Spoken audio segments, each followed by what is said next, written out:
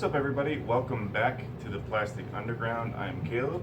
Hopefully you guys have been watching Buddy Builds. Will and I have been working on a phaser from the original Star Trek series. So Will and I have been doing like the 3D print version. We've been putting lights and sound into everything. We've been kind of programming it, and we've been kind of doing like step by step to show you guys like the 3D print process, the sanding process, the painting process, buying the electronics, and installing the electronics. So yeah, part 2 just came out this week, and I think there's probably gonna be one more part of that video. So in the meantime, I wanted to deliver something that was kind of set up in the first episode. That is to make a foam phaser to kind of go along with the 3D print build, just to show you that you don't need a 3D printer to make cool stuff and stuff that you want to make. And I have patterns for you guys for the original series phaser. So this is all foam, and came out pretty cool. Pretty happy with it. If you kind of looked at them both from a distance, you'd be able to tell that like you can't really tell which is which. The foam is a little bit different sized. It's because you're working with foam and can't do like such small like detail as like a 3D printer can. But I mean, honestly, pretty happy with this. If you were to like put this on your wall, or even like use this as like a prop, just carry it around a con, everybody knows what it is. It's totally like con safe, and it's really the one benefit from making things out of foam, especially if you're going to be like filming like skits and stuff, is that with 3D print, it's like really delicate and you have to like put it on the wall or carry it around very gingerly. The thing with foam props is that they are almost indestructible. Alright, you guys, so to start this project off, this is the pattern I made. The first thing we're going to do here is go over the thicknesses. That's the battery pack, that's 10 and 5. This is the top remote control phaser 1, phaser 2 part. I can never remember which is which. That is 20 millimeters, so 2 pieces of 10. And then this 2 millimeter on top for this detail piece. So I'm just cutting that shape out there and cutting out these 2 recessed little panels here. One is where the dial will go eventually, and the other one is just kind of for decoration.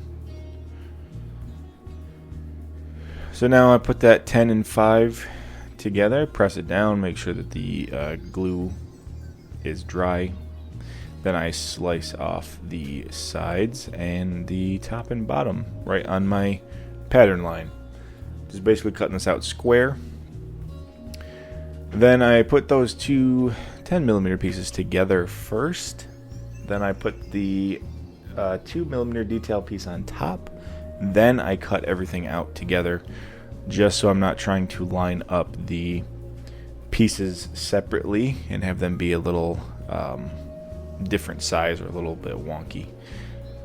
I like to put everything together first and then cut it, just so it's a uniform cut. Unless it's super thick, then it can be hard.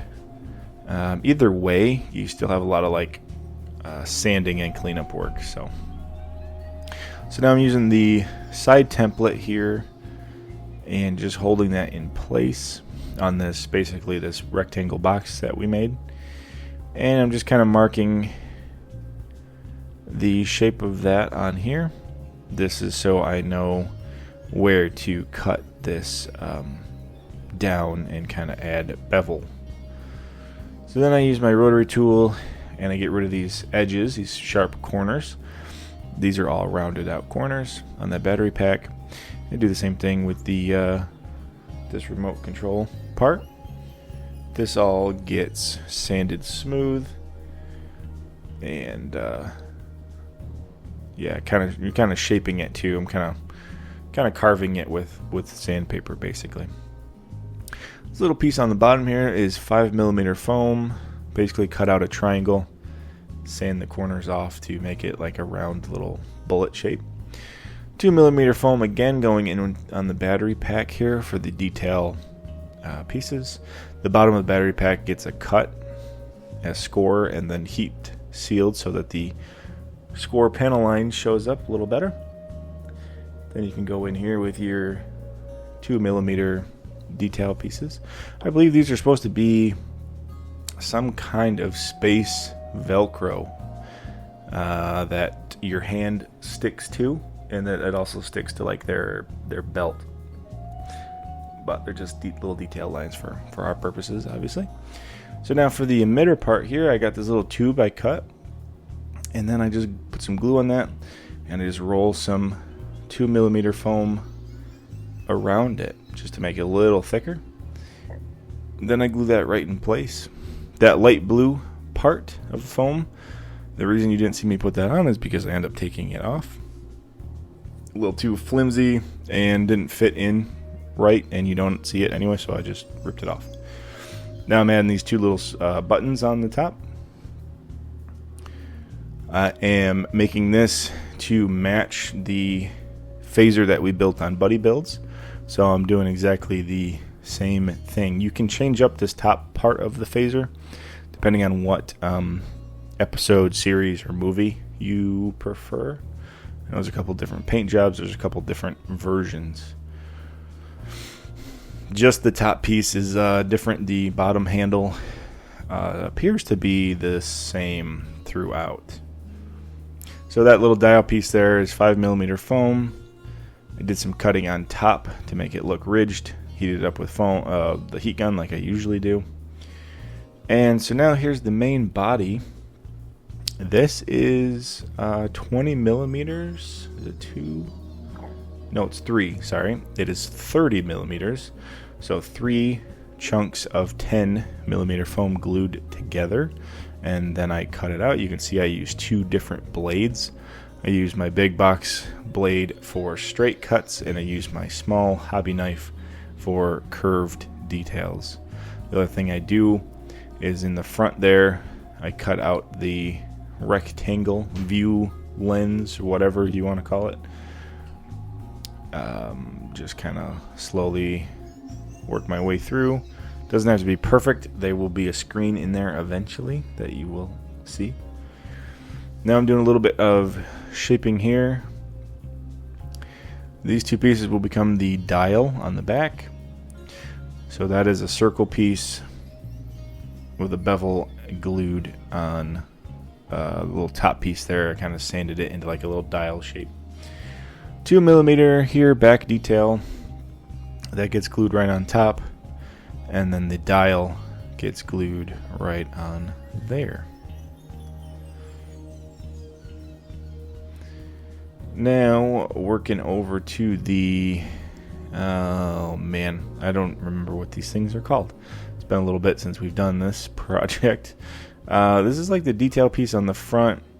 It almost looks like the charging port, or like the, I think in the manual it says it's actually where you like replace the energy or something. I can't remember. These are just some little tiny strips of 2mm foam here to make these ridge details on both sides. I kind of glue them in place, and then I go back through and trim them to their proper length.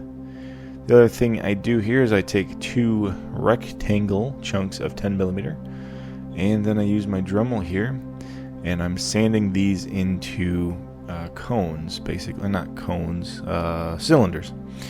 And so one is bigger, it's the switch, the trigger, and there's one smaller one. This is the release button for the top phaser. So in theory, this would be like the button you push to release the remote control part of the phaser. So now I'm working on to the, I guess you call it the emitter. This is a big chunk here of foam. Then there's like this little circle that gets glued on top. All we're doing is we're trying to make depth and add like ridge and panels.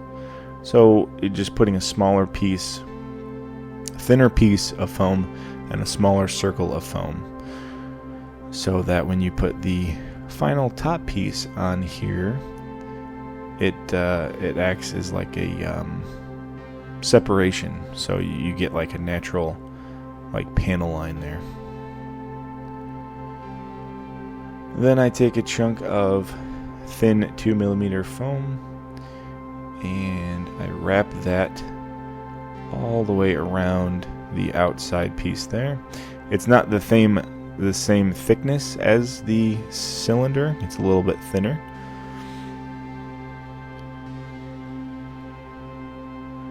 So I just glue that in place. Next thing I do is I add these little detail ridges. So using that same foam, that chunk that I had left over, I just cut really thin strips out of it. And now those get periodically glued around the cylinder. I don't remember the exact number. I'm sure there is an exact number. So now here's the emitter. This was a 3D print part, but if you check out the latest episode of Buddy Builds, you will see how I casted this out of just clear epoxy resin. The important thing about molding 3D prints is that you have to prime them or spray them first. Give them a couple coats of paint or primer before you put them in silicone. There's something in cured 3D print resin that makes silicone not harden up, essentially. So then the front piece there, the emitter piece, gets glued on, and the battery pack gets glued on the bottom. So for these vents in the back here, I'm just using this little sanding tool here, and I'm just kind of making that a recessed line. There are supposed to be 4 vents for the phaser. I use some of the thinnest foam I have. It's probably like almost 1mm. And I cut these all out. Just add a little bit of glue and kind of put those in place where I like them. I only was able to fit 3 in there. Couldn't get all 4 in there and have it look like it's supposed to. So even with 3 in there, it kind of sells the look, does the job. You can't really tell.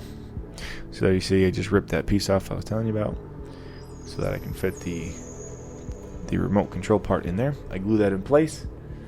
I get of everything a good coat of Plasti Dip. I do like 3 coats of Plasti Dip on this. Usually 3 to 4. I'll start light and it soaks into the foam. Really what you're doing is you're just building layers. So like the first coat soaks into the foam. The second layer soaks into the foam a little bit more. And the third layer sits on top of that last coat, and then so on and so forth. Using a little bit of this blue here. I really like this blue color I found just in a spray paint can. It's kind of a hard color to match perfectly, but I was pretty happy with this color blue. Now I can go through and I paint everything by hand because I hate taping stuff off. I hate masking stuff. I much more prefer to paint by hand. So even like these areas here where you have to like have a steady hand and be careful not to get it on the blue, it takes me a lot quicker to do that than it would be to mask everything and then spray it.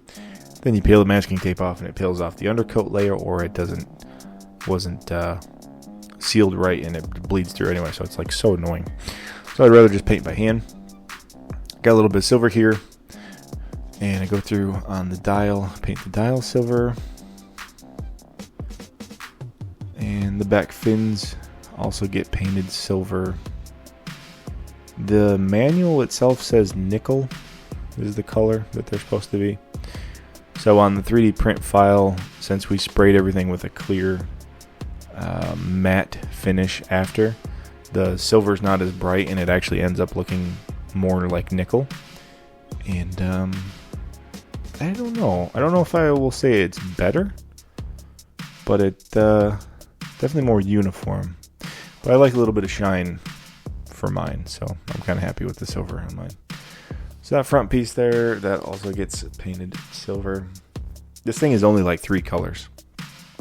blue, black, and silver, depending on the version you're doing. The other ones are like gray, black and gray.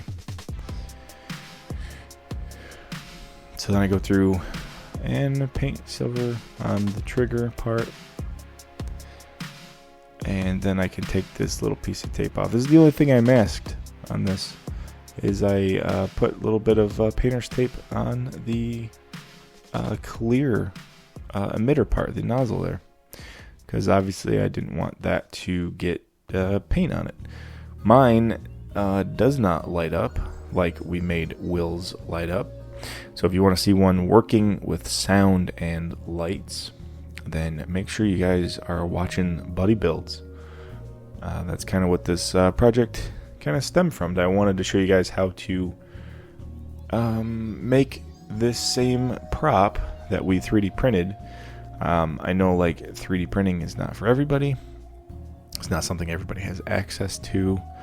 I didn't have one for a long time. And I also don't want to feel like I always am 3D printing on this channel. I know I do a lot of like statues and dioramas and stuff that I 3D print, just because like I enjoy it and I genuinely like display that stuff in my office. But I want to show you guys you can make cool stuff out of foam, and that's what this video is. So I use the same thing for Will's 3D print version, just a piece of grinding visor that I had left over. You've guys seen me use that on like Mandalorian helmets and stuff on this channel. And so obviously you always have like chunks left over from like where the cheeks get cut out. So I just use a little chunk in there for the little screen in the front, and it's glossy and it looks like black. It's really nice. Then I go in by hand and I paint the numbers on the switches, the white switches. And then I go through and I paint 0 to 9 on the dial. And then after I paint all the numbers, I go through and I add all of the dial indicator lines. That was pretty time consuming. And that is it for the paint. That's it for the phaser. I mean, that is done. And since it's Star Trek, it is clean, no weathering, which is great. I love it. So there you go. There's the foam and the 3D print version.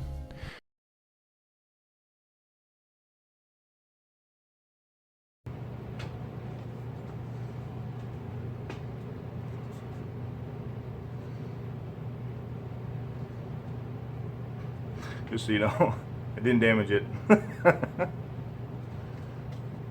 Totally fine. Totally fine.